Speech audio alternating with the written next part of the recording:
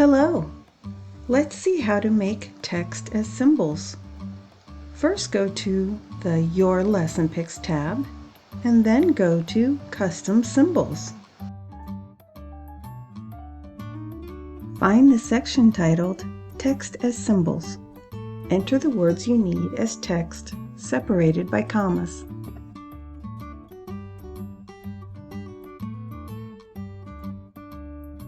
Choose your font.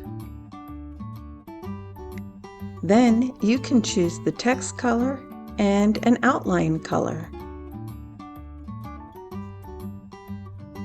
The outline color adds a line outline on the text. You can make it the same color to make the text look bold, or use only an outline color for students to trace the words. Are you ready to use these words as symbols? Make sure the box is checked to add them to the tray. The symbols will show below to use for future materials.